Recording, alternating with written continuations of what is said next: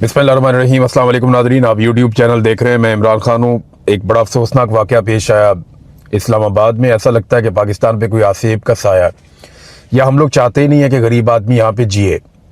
यानी लोग बच्चे मरने के लिए तो पैदा नहीं करते ना।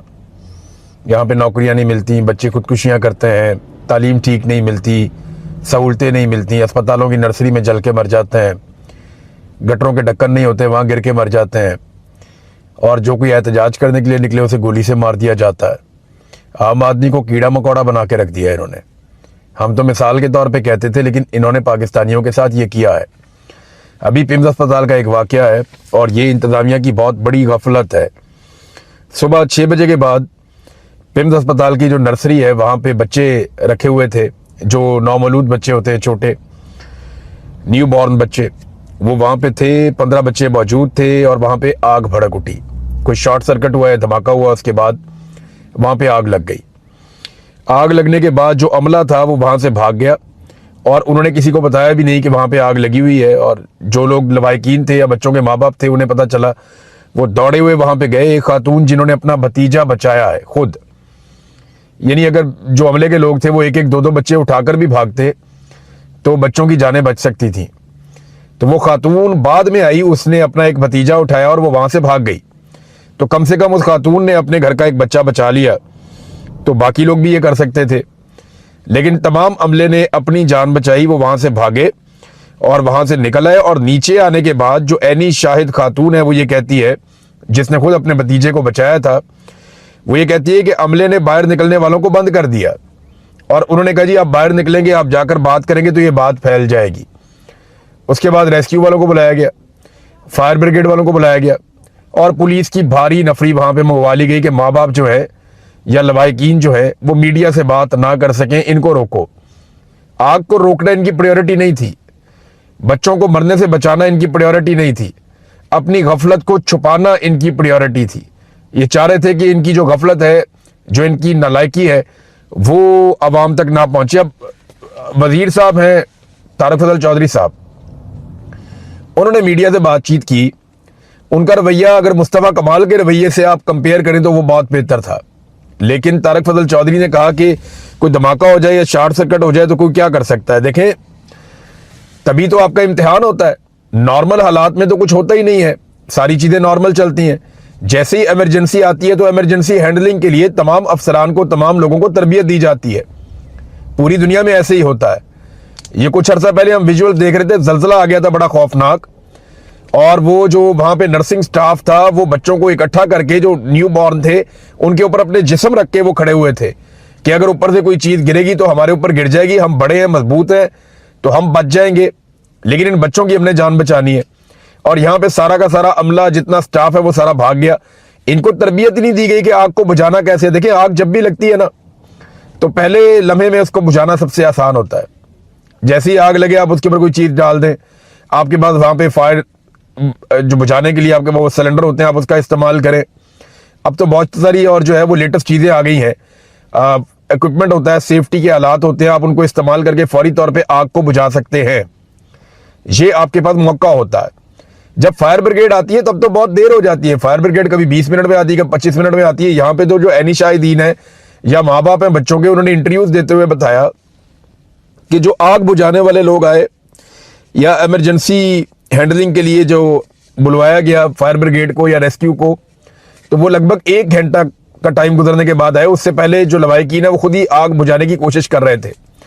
तो अगर थोड़ी सी तरबियत दी होती, जो यहाँ पे दुनिया पूरी के अंदर डॉक्टर्स को, नर्सेज को, या स्कूल टीचर्स को, या दफातर में काम करने वाले लोगों को, या जिन दफातर में पब्लिक आती है वहां पे आने वाले लोगों को, वहां पे सिक्योरिटी के अमले को, हर एक को बताया जाता है कि अगर इस किस्म की इमरजेंसी हो तो आपने क्या करना है, जलजला आ जाए तो क्या करना है, आग लग जाए तो क्या करना है, लोगों को किस रास्ते से निकालना है। इसकी एक्सरसाइजेज होती हैं बाकायदा, और वो ट्रेंड करते हैं अपने लोगों को इमरजेंसी सूरत हाल के लिए। नॉर्मल हालात में तो सारे ही जी लेते हैं, तो जो सरकारी लोग होते हैं उनकी ट्रेनिंग ऐसे की जाती है कि अगर इमरजेंसी हो जाए तो उससे निपटना कैसा है। इनके हाथ पांव फूल गए, कोई इधर भाग रहा है, कोई उधर भाग रहा है, और सबकी तवज्जो इस बात पे थी कि ये बात बाहर नहीं निकलनी चाहिए। यहां से आप अंदाजा कर लें जो इनकी गफलत थी जिन जिन चीजों में। एक तो जो फायर सेफ्टी के आलात नहीं थे, नंबर 2, ताले लगे हुए थे बहुत सारे ऐसे दरवाजों को जिन्हें इस्तेमाल किया जाना था। फिर जो इमरजेंसी एग्जिट है, यानी उसको बनाया इसलिए ना कि अगर खुदा ना खास्ता इमरजेंसी हो जाए, दुनिया की हर बिल्डिंग के अंदर हर जगह पे इमरजेंसी एग्जिट होती है और वहां से आप फौरन निकल जाते हैं या बाकियों को निकालते हैं अगर कोई हादसा हो जाए। तो इमरजेंसी एग्जिट जो है उसके दरवाजे भी बंद थे, लॉक थे, वो भी नहीं खुल रही थी। फिर जो मेन दरवाजा था वो दूर वाला खुला, इमरजेंसी वाला जो बच्चों के वार्ड वाला, वो दरवाजा ही नहीं खुला हुआ था, वो बंद किया हुआ था। वहां से फिर 2-3 मिनट ज्यादा लग गए फायर ब्रिगेड को और रेस्क्यू को आने में। तो इन्होंने काफी टाइम जाया किया। बल्कि कैपिटल इमरजेंसी सर्विसेज, ये एक इदारा है, कैपिटल इमरजेंसी सर्विसेज, ये इस्लामाबाद में इमरजेंसी हैंडलिंग के हवाले से काम करता है। इन्होंने पिम्स अस्पताल की इंतजामिया को 15 मरतबा खत लिखा है। सहाफियों ने यह सवाल किया वजीर मुमलिकत से कि वजीर साहब ये बताइए कि 15 मरतबा खत लिखा गया कैपिटल इमरजेंसी सर्विसेज की जानिब से पिम्स अस्पताल को, और पिम्स अस्पताल ने किसी भी सवाल का जवाब नहीं दिया, बल्कि किसी भी लेटर का जवाब देना उन्होंने मुनासिब ही नहीं समझा। अब जो वजीर है, वजीर सेहत, वो दिन रात एक ही काम करता रहता है। मुस्तफा कमाल इसका नाम है, तो वो हर एक को पै जाता है।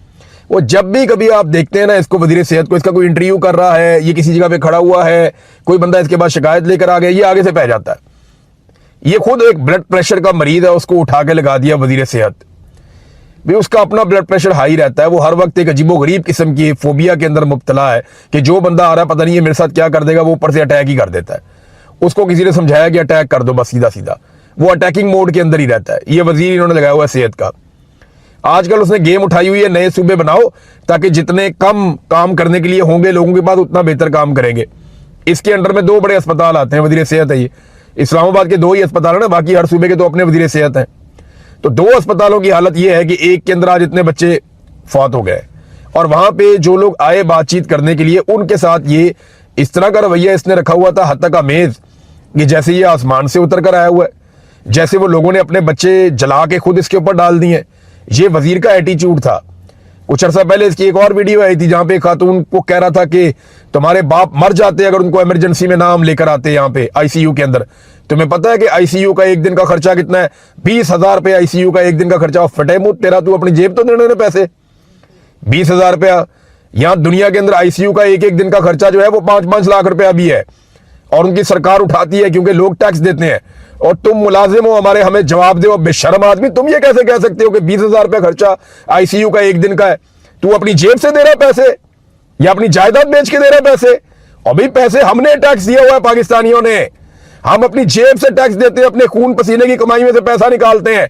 तू उसमें से 20,000 रुपया एक गरीब आदमी के ऊपर खर्च करके उस औरत पे चिल्ला रहा है कि तुम्हारा बाप मर जाता अगर हम उसको आईसीयू के अंदर ना लेकर आते, मर जाता तुम्हारा बाप। बात सुनो मेरी, हो बदमाश है भाई तू। ऐसे लाके इन्होंने मिलिट्री एस्टेब्लिशमेंट ने हर वो तोहफा जो तकलीफ देता है पाकिस्तानियों को लाकर पाकिस्तान के ऊपर मुसल्लत कर दिया। ऐसी बेशर्मी और ढिठाई है। मर जाते तुम्हारे बाप अगर हम उनको आईसीयू में 20,000 रुपया खर्चा आईसीयू का। ऐसे कह रहा है जैसे एहसान कर दिया इसने कौम के ऊपर, को बादशाह सलामत है, अपनी जेब से पैसा दे रहा है। और भाई पाकिस्तानी हजारों अरब का टैक्स देते हैं हर साल, उसी में से तुम लोगों के सारे चमचे खर्चे तुम लोग कमीशने खाते हो, उसी में से तुम लोग जायदादें बनाते हो, उसी में से तुम लोग अपने और अपने खानदानों के लिए जजीरे खरीदते हो, उसी में से तुम लोग अपने बाहर टकाने बनाते हो, उसी में से तुम लोग अपनी अय्याशी की जिंदगी गुजारते हो। तुम्हें बड़ी बड़ी गाड़ियां और जहाज तक मिलते हैं इन्हीं गरीबों के पैसे में से। इनमें से 20,000 रुपए इन पे खर्च करके तू एहसान जतला रहा है उनके ऊपर। ये ऐसे बेशर्म और ढीठ आदमी है। ये इसको ब्लड प्रेशर का मरीज है, इसको अस्पताल में दाखिल करवाना था, इसको पकड़ के वजीर सेहत बना दिया। अंदाजा करें आप, लोग एहतजाज कर रहे हैं, वो इनको अपनी सियासत नहीं भूल रही। लोगों ने वहां पे टिका गया, एहतजाज किया, इनके मुंह के ऊपर कहा गया आपने हेल्थ का और तालीम का बेड़ा गर्क करके रख दिया पाकिस्तान के अंदर।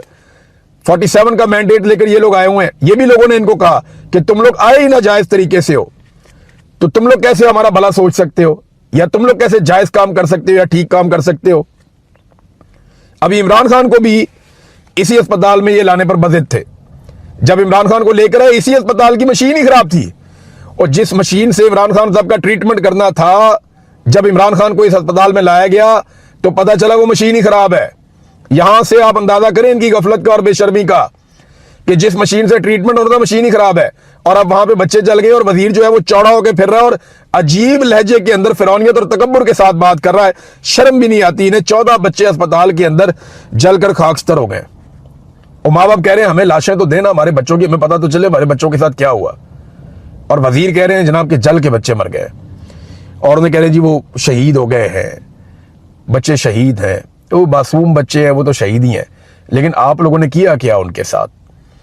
और जो लोग इस गफलत के मुर्तकिब हैं, अब उनमें सब अपने अपने प्यारे को बचाना चाहते हैं, जैसे कि मिलिट्री एस्टेब्लिशमेंट या जर्नैल अपने प्यारे कर्नल को बचाना चाहते हैं, जिसने जाके वहां पे बेशर्मी की, बच्चों से चपेड़े खाई वहां पे सरहद यूनिवर्सिटी के कैंपस में इस्लामाबाद में।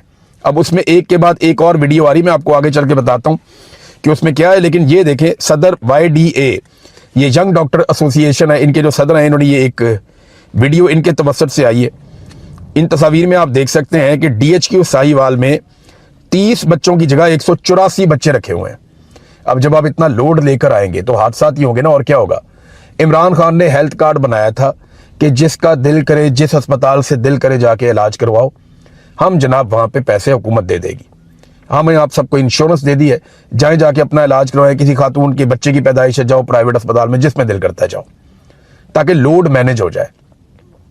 यही एक हल था पाकिस्तान में सेहत के मामलात को बेहतर रखने के लिए। लेकिन मरियम नवाज की ख्वाहिश पे जर्नैलों ने वो भी बंद कर दिया कि हेल्थ कार्ड, ये एक्चुअली जो हेल्थ कार्ड वापस लिया वो जनरल बाजवा ने और जनरल आसिम मुनीर ने वापस लिया, वरना किसी की क्या जरूरत थी कि वो हेल्थ कार्ड जैसे शानदार मंसूबे को बंद कर देता। यानी गरीब आदमी को ये चाहता ही नहीं है कि वो अच्छा इलाज करवाए। गरीब आदमी जिस सरकारी अस्पताल में चाहता था घुस जाता था, जाके इलाज करवाता था। इन्होंने करनी होती है सेहत के ऊपर सियासत। ये अस्पताल के अंदर एक नई मशीन लेकर आते हैं, उसके ऊपर जाके ये इफ्तिताह करते हैं, वहां पे जाके ये दुआएं कराते हैं, फिर गरीबों को लाके दिखाते हैं देखो हमने तुम्हारे लिए कितनी महंगी मशीनें खरीदी। इमरान खान ने सारे ही प्राइवेट अस्पताल गरीबों को दे दिए थे। उन्होंने कहा जाओ जहां से दिल करता है जाके इलाज करवाओ, बिल हम दे देंगे, तुम सिर्फ अपना अस्पताल पसंद करो, जहां पे रश कम है वहां पहुंच जाओ, जो डॉक्टर पसंद है वहां पहुंच जाओ, अपना इलाज करवाओ, बिल जो है वो गवर्नमेंट देगी। इमरान खान ने ये किया, लेकिन मरियम नवाज की ख्वाहिश पे जर्नैलों ने और इन सारे सिस्टम ने जो इनका बनाया हुआ ये पूरा रजीम है, इन्होंने वो हेल्थ कार्ड की फैसिलिटी छीन ली अवाम से ले ली वो फैसिलिटी। बहरहाल रेस्क्यू और फायर ब्रिगेड भी ताखीर से आई और किसी किस्म की कोई तरबियत हमें दिखाई नहीं दी जो दी गई हो सरकारी अमले को कि अगर इमरजेंसी हो जाए तो आपने हैंडल कैसे करनी है। अब आ जाए नाज़रीन सरहद यूनिवर्सिटी वाले इंसिडेंट की तरफ। इसमें मिलिट्री इंटेलिजेंस इन्वॉल्व हो गई है और मेरी इंफॉर्मेशन के मुताबिक मेरे एक सोर्स ने मुझे बताया कि मिलिट्री इंटेलिजेंस का जो DG है वो डायरेक्टली अब इस सारे अमल के अंदर इन्वॉल्व हो गया और मिशन ये है कि किसी भी तरह इस मामले को निशाने इबरत बनाया जाएगा। यानी जितने तलबा और जो टीचर्स इसके अंदर शामिल हैं उन सबको दीवार के साथ लगाया जाएगा, उन्हें इबरत का निशान बनाया जाएगा ताकि आइंदा कभी भी तलबा ऐसी कोई हरकत करने की जरूरत ना कर सकें। रीजन पता क्या है, ये जेनजी से सबसे ज्यादा डरते हैं, ये नौजवानों से बहुत ज्यादा डरते हैं। उन्हें इस बात का आइडिया है कि जिस वक्त नौजवान इकट्ठे होकर खड़े हो गए फिर हमारे हाथ से गेम निकल जाएगी। ये कर्नल वाले वाकये में आपने देख लिया, चपेटे पड़ गई, कर्नल साहब को पिस्तौल उनके हाथ में था, बच्चे डर ही नहीं रहे थे। तो अगर ये नौजवान खड़े हो गए तो मुसीबत बन जाएगी। लिहाजा इसी वाकये को दबा के मामला शुरू होने से पहले ही खत्म कर दिया जाए, ये उनकी कोशिश है। लेकिन एक चिंगारी जो है वो आग में बदल जाती है, ये बात भी इन्हें याद रखनी चाहिए। दूसरा मामला ये है कि जो फौज के ऑफिसर्स हैं उनको बड़ी इससे उनका मोराल बड़ा डाउन हुआ है कि यार देखो चपेड़े भी पड़ गई, कर्नल साहब को सारी कौम भी बुरा भला कह रही है, तो उनका मोराल बड़ा डाउन हुआ है कि जनाब चपेड़े तो हम मारते हैं या ठुड्डे छोटे तो हमने मारने होते हैं, तो हम तो जिसको मर्जी चपेड़ मार दी, ठुड्डा मार दिया, जहां मर्जी शिकार खेल लिया, जहां मर्जी जो मर्जी कर लिया। ये तो कंट्रोल हमारा है मुल्क के ऊपर, जिस मर्जी जमीन पे हम कब्जा कर लें, जाके वहां पे DHA बना लें, जिस जगह पे चाहें जो मर्जी कारोबार कर लें, जिसका मर्जी कारोबार ले लें, PIA भी खरीद लिया, तो ये तो हमारा कंट्रोल होना चाहिए ना। ये कैसे हो सकता है कि नौजवान उठ के हमें आगे से मारे? तो एक मोराल भी बड़ा डाउन है। अब उसे ठीक करने के लिए जो इकदाम किए जा रहे हैं वो मैं आपको बता देता हूँ। यूनिवर्सिटी की इंतजामिया को शदीद दबाव में लिया जा रहा है, एक एक कागज उनका इकट्ठा करके उसको खंगाला जा रहा है, कोशिश की जा रही है कि कोई एक चीज मिल जाए जिसके जरिए से यूनिवर्सिटी को मजीद दबाव में लिया जा सके कि ये कैंपस जो है वो किसी लिहाज से गैर कानूनी है, या ये कैंपस जो है ये सही तरीके से नहीं बना, या कुछ उसूल है या ज़ाब्ते हैं जिनकी खिलाफ वर्जी हुई है। लिहाजा यूनिवर्सिटी को पूरी तरह से दबाव में लेने के बाद वो यूनिवर्सिटी से अपनी मर्जी का फैसला करवाएंगे। और मिशन ये है कि कुछ लड़के और लड़कियों को यूनिवर्सिटी से निकलवा दिया जाए और जो नौजवान हैं उनकी एक एक की तस्वीर उठा के और उनकी स्क्रीनिंग कर ली गई है, मुकदमात भी दर्ज किए गए हैं और कुछ आपके सामने हैं, कुछ आपके सामने मुस्तकबिल में आ जाएगा। तो इन नौजवानों को निशाने इबरत बनाने का भी फैसला किया गया है कि इनको अब नहीं छोड़ेंगे। और इसके लिए जो DGMI है वो खुद इसको बराह रास्त देख रहे हैं सारे मामले को, और बार बार वो राब्ता भी कर रहे हैं अपनी टीम के साथ, और एक बड़ा क्रैकडाउन वो चाहते हैं कि मोराल जो है वो ऑफिसर्स का अप चला जाए और नौजवानों का मोराल डाउन हो जाए, ताकि सबको पता चल जाए कि जनाब इस तरह की हरकत दोबारा किसी ने नहीं करनी। अब नाज़रीन, जो नई वीडियोस आई है ना, उन्होंने अलग तहलका मचा दिया। वो जो कर्नल साहब की बीवी है मुबैना तौर पे, तो वो कर्नल साहब की एहलिया तो सुल्तान रही बनी हुई है, वो तो फूलन देवी बनी हुई है। वो कभी जनाब ठुड्डे मार रही हैं, कभी तलबा को हरासा कर रही हैं, तालिबात को कह रही हैं कि मैं FIR भी करवाऊंगी, मैं तुम्हें जेल में भी भिजवाऊंगी। ये वाला एटीट्यूड देख के तो मुझे लगता है कि शायद जदून कोई मासूम आदमी होगा।